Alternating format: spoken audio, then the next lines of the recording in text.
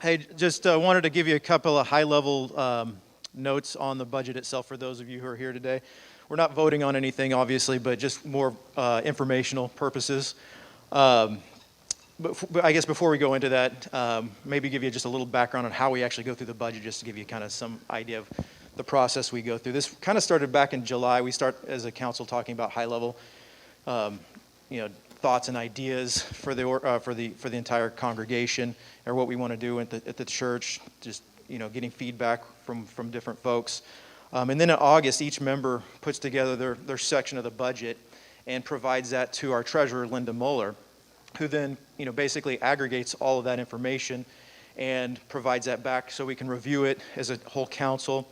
And then in September, I sat down with the finance committee, and there's 4 of us on the finance committee, and go through the budget and just look for anything that may be questionable or things that we need to be thinking about.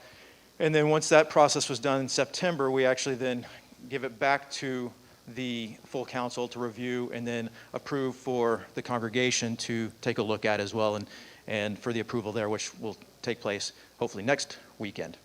So that's kind of just the process of it. So it's a pretty lengthy process. It really kicks off in July. Overall, the budget and we're looking at an increase right now of 2.1%. That's year over year for the budget, which you'd see at the bottom or the last part of the page on the budgets that you have here. Some noted changes in the way we structured it.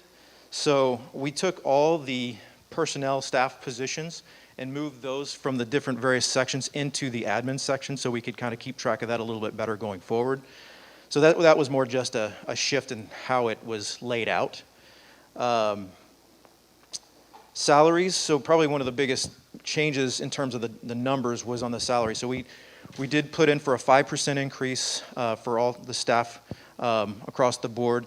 And as I mentioned in a note, and if you don't have the cover letter, there's a cover letter in the back.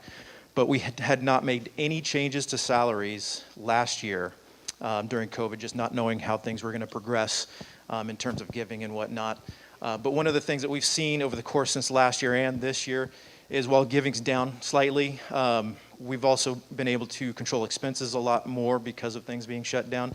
So the overall is still a net positive for the year. So that's kind of where we stand today. We are year over year positive in terms of the net income because of that ability to control the expenses a little bit better during this time.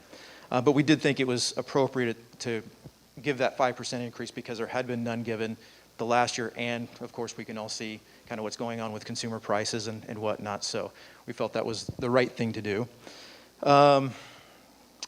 Let's see.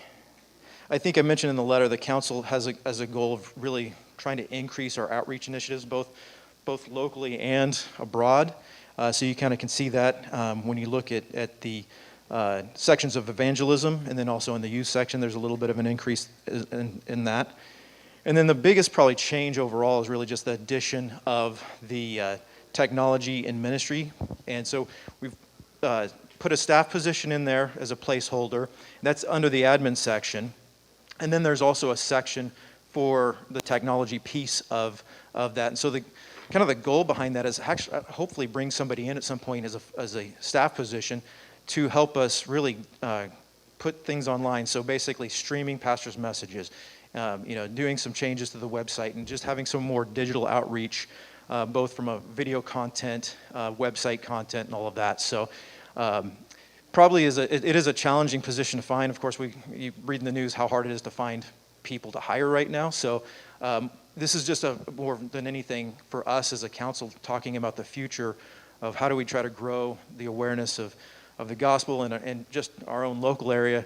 What are some of the things we should be investing in? And that's definitely one of the items we feel pretty strongly about. So with all of that said, I wanted to see if anybody had any questions. It's an easy crowd today.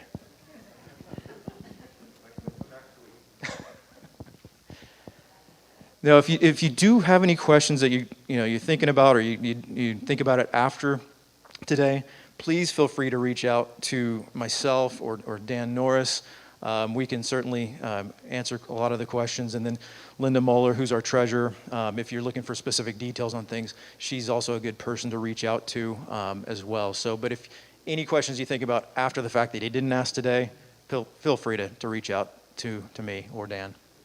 So with that, I'm going to go ahead and end the meeting.